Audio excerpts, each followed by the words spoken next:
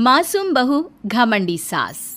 घमंडी और सख्त हृदय वाली पुष्पा 92 वर्षीय अपनी सास विमला पर बहुत जुल्म करती थी। ससुर के गुजर जाने के बाद से पुष्पा ने अपनी सास विमला का जानवरों से भी बदतर हाल कर दिया था। वो उसकी गिनती घर के नौकरों में करती, उसे अलग थाली में खाना देती, रहने के लिए अलग छोटा सा कमरा। ये सब देख पुष्पा के पति आलोक को बेहद दुख होता, लेकिन वे चाहकर भी ना कुछ कह पाते ना कुछ कर पाते। एक तरफ उसकी 92 वर्षीय वृद्ध माँ थी, तो दूसरी तरफ उसकी धर्मपत्नी। वो करता भी तो क्या करता, वो असमंजस में पड़ गया था। तभी एक दिन पुष्पा अपने पति आलोक से कहती है, सुनो जी, मैं सोच रही थी क्यों ना अपने बेटे राहुल की भी शादी करा दे। देखो ना, घर का सारा काम मुझे अकेले करना पड़ता है और वो बुढ़िया की देख रेख भी मुझे ही करनी पड़ती है। मुझसे नहीं होता ये सब। ठीक है, हम राहुल के लिए लड़की देखना शुरू करते हैं। वैसे भी अब उसकी उम्र हो चुकी है। पुष्पा राहुल की शादी के बारे में सोचकर मन ही मन खुश होने लगती है। दरअसल पुष्पा अपने लिए एक ऐसी बहू की तलाश में है जो गाय से भी ज्यादा सीधी और कोयल से भी ज्यादा मीठी हो। बहुत ढूंढने और जांच परखने के बाद देविका के साथ आखिरकार उसकी तलाश पूरी होती है। वो देविका को राहुल के लिए पसंद कर लेती है और एक अच्छा सा मुहूर्त देखकर उनकी शादी करा देती है। ऊंचे संस्कार और सरल स्वभाव वाली देविका ने ससुराल में पहले दिन से ही सबका दिल जीत लिया।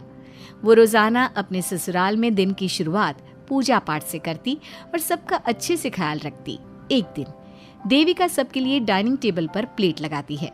सभी लोग टेबल के पास आकर बैठ जाते हैं। देविका अपनी दादी सास का भी हाथ पकड़कर उन्हें डाइनिंग टेबल पर बिठाती है और उन्हें खाना परोस ही रही होती है कि पुष्पा उसे रोक लेती है। ठहरो देविका। क्या हुआ मम्मी जी? देविका, तुम इस घर में नई हो इसलिए शायद तुम्हें पता नहीं, तुम्हारी दादी सास के लिए अलग थाली है, वो इस थाली में नहीं खाती। देविका मुड़कर विमला की तरफ देखती है और फिर अपनी सास पुष्पा से प्रश्न करती है, लेकिन मम्मी जी, रसोई में तो यही प्लेट थी। तुम यहीं ठहरो, मैं इनके लिए प्लेट लेकर आती हूँ। पुष्पा रसोई में किसी कूड़ेदान की तरह पड़ी प्लास्टिक की प्लेट लेकर आती है और उसी में विमला के लिए खाना लगाती है। जब ये सब देविका देखती है तो वो आश्चर्य में पड़ जाती है और फौरन उठकर रसोई घर से दूसरी प्लास्टिक की प्लेट भी ले आती है। अरे बेटा, ये दूसरी थाली तो किसके लिए लाई है? देविका मासूमियत के साथ जवाब देती है, आपके लिए मम्मी जी। हाँ, मेरे लिए? पर क्यों? माँ जी, जब आपने अपनी सास यानी मेरी दादी सास को प्लास्टिक की प्लेट में खाना लगाया तो मैं समझ गई कि यह ज़रूर आपके घर की कोई परंपरा होगी, इसलिए मैं आपके लिए भी ये प्लास्टिक की प्लेट ले आई। अब आप अपनी सास के लिए इस प्लेट में खाना लगा दीजिए और मैं अपनी सास के लिए इसमें खाना लगा देती हूँ। देविका की बातों से पुष्पा हैरान हो जाती है।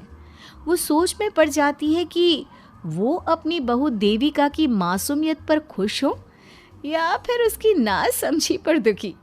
इसी तरह दिन बीतते चले जाते हैं और अब देविका को घर का माहौल और सास का स्वभाव सब समझ में आने लगता है। एक दिन सुबह पुष्पा अपनी सास यानी विमला को उसके कपड़े धोने के लिए कहती है और ये सब दूर से देविका देख लेती है। उसके कुछ ही समय बाद देविका आती है और अपनी सास पुष्पा से कहती है, मम्मी जी, मैंने घर का सारा काम कर लिया है, कपड़े, बर्तन, झाड़ू, पोछा सब लगा लिया है। अब मैं आपके पैर दबा देती हूँ। अरे लेकिन बेटा, तूने कपड़े नहीं धोए? मेरे कपड़े तो अंदर कमरे में ज्यों के त्यों पड़े हैं। मैंने आपके कपड़े नहीं धोए मम्मी जी। आप जब दादी से बोल रही थी ना कि आज उन्हें अपने कपड़े खुद धोने होंगे, तो मैंने सब सुन लिया था। फिर मुझे लगा आज पूर्णिमा भी है, इसलिए शायद ये आपके घर की कोई रस्म होगी, तो मैंने आपके कपड़े भी नहीं धोए मम्मी जी।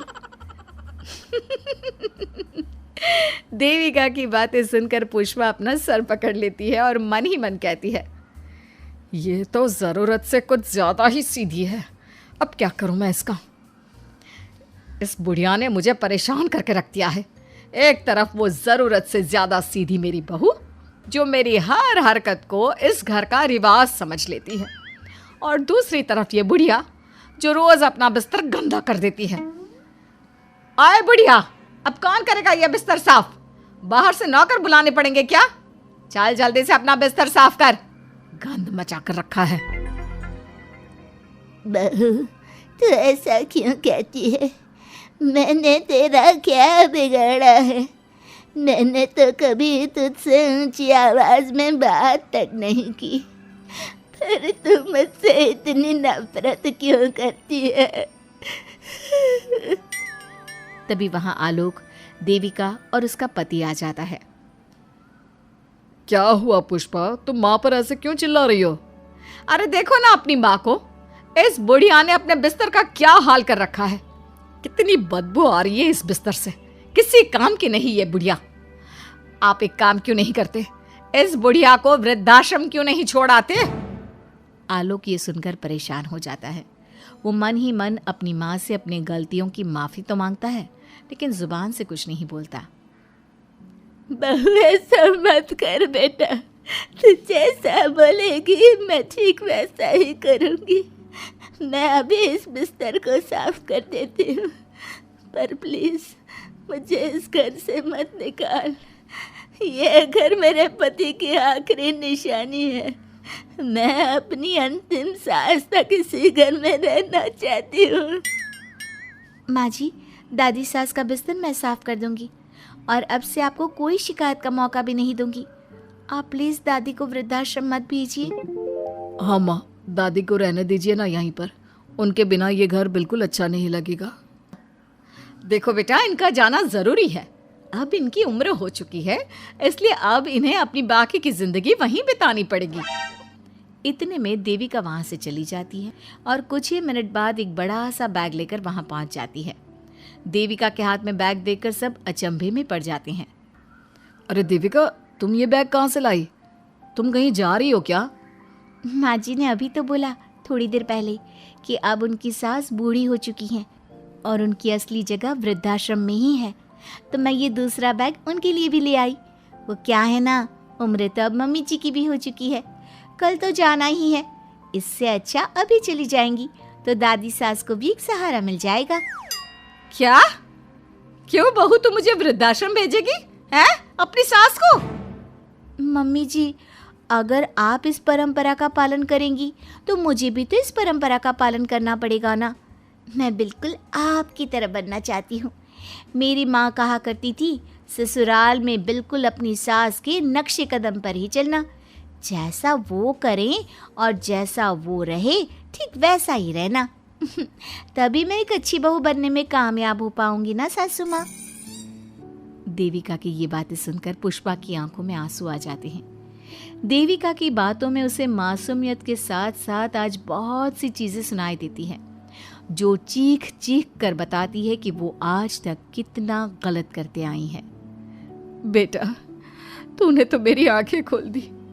अपने ससुर के देहांत के बाद मैंने न जाने अपनी सास पर कितने अत्याचार किए, उन्हें कितना जलील किया, खरी खोटी सुनाई।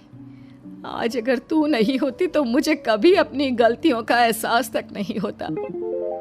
देर से ही सही, आपको अच्छे बुरे का एहसास हुआ, यही बहुत बड़ी बात है। मम्मी जी, तो अब आपके सामान का क्या करना है? अरे जा जाकर इस मेरे कमरे में रख कर आ जा। अब कोई कहीं नहीं जाएगा, सब यहीं साथ में रहेंगे। बहू, मुझे समझ में नहीं आ रहा मैं तेरा किन शब्दों में धन्यवाद कहूँ। जो चीज़ तूने 2 दिन में पुष्पा को समझा दी, वो मैं बरसों से कहने की हिम्मत तक ना कर सका। पापा जी, ज़रूरी नहीं कि हर बात कहकर भी बताई जाए। कभी कभी अपनी गलतियों का एहसास कराना भी ज़रूरी होता है, और मैंने भी मम्मी जी के साथ ठीक वैसा ही किया। उन्हें उनकी गलतियों का एहसास कराया और देखिए आज सब ठीक हो गया। सच में देविका, तुमने आज हम सबको बहुत बड़ी सीख दी है। अब पुष्पा सुधर जाती है और घर की पूरी जिम्मेदारी देविका को सौंप देती है, और अब उनका परिवार एक सुखी और समृद्ध परिवार की तरह रहने लगता है।